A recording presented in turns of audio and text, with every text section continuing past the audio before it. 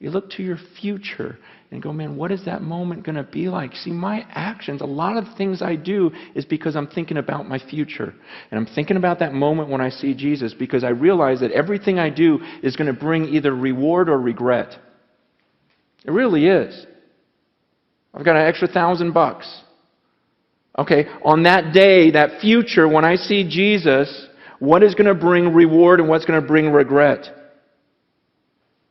I could buy a lot of fun things for myself with that $1,000, but on that day, Paul's saying, I'm just looking at that day, going on that day, maybe I just give it to the poor, because on that day, I'll be rewarded for it, versus, we've all bought things we regret, right? You go, oh, that was a waste of money, that's a waste of money, that's a waste of money.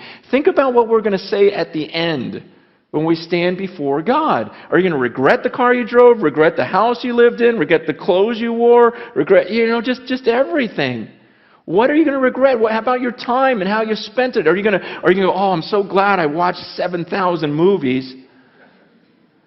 Or are you going to regret, wow, I wasted all of that time now? It's about the future. Paul's going, man, what am I going to look forward to at the end? I'm going to bring an illustration this is like the first illustration I did. It was 20 years ago, but I can't think of a better way to explain it. I actually didn't use a rope back then. I used remember computer paper when it was all stuck together and it had the holes on the side that you had to peel off? Remember that? I remember getting a roll, and some of you guys have no idea what I'm talking about, which is crazy to me.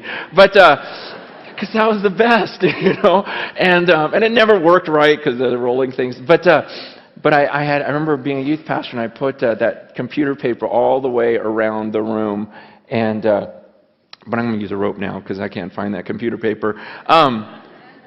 Imagine this rope, okay? Pretend this rope just goes on forever, okay? Just imagination. Pretend it goes around the world a few times. It doesn't. It ends at the rock. But let's just imagine this thing goes on forever. Now imagine that this rope is a timeline of your existence. You just exist forever. You see this red part? This would represent your time on earth.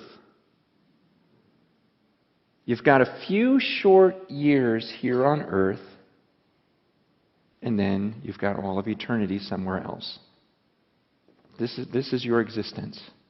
And what blows me away is some of you, all you think about is this red part. It's all you think about. You're consumed with this. You go, oh man, I can't wait till here. I'm going to work hard. I'm going to save so I can really enjoy this part right here.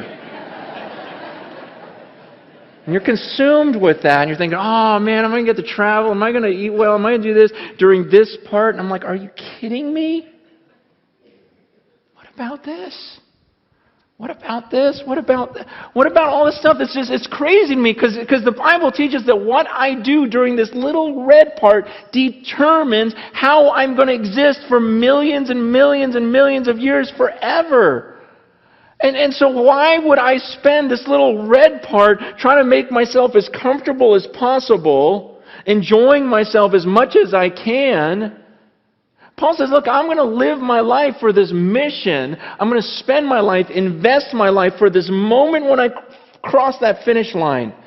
See, I'm going to forget about all this stuff I could enjoy, and I'm not going to look around. I'm going to be like a runner just looking at that moment when I face God, because when I face Him, then I don't get this chance over again. We get one chance at this life on earth, and it can end at any second for any of us. We've got one chance at this, and then comes eternity. And I'm not going to be fooled. I'm not going to spend my life down here. See, people look at some of my decisions and go, oh, you're so stupid because that's going to really affect this. I go, no, you're stupid because it's going to affect all of this. Man, I'm serious. I look at the way people live and I go, wow, that is so crazy. You are so crazy. You're going to do that right now, just to enjoy right now, not even knowing if you have tomorrow, and you think that's smart and that I'm dumb? It doesn't make any sense. Paul goes, I'm not going to look around at all this stuff. And it's tempting. It's tempting to all of us. That's what I'm saying. Down here, it's crazy because everyone lives that way.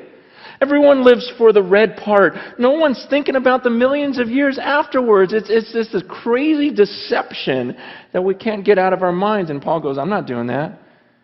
He goes, I keep my eyes on that. I keep my eyes on that finish line, and I'm going to forget what's behind me. I'm not looking around. I'm straining. He goes, I'm straining forward. I'm like stretching forward for that mark. I'm going to pass this thing. I'm going to live this out, and I'm going to face him. I'm going to come before the judges, and he's going to hand me that trophy. He goes, I'm going to get it. And I haven't gotten there yet. He goes, but you better believe I'm using every muscle, exerting every bit about me, because I'm going to pass that line well.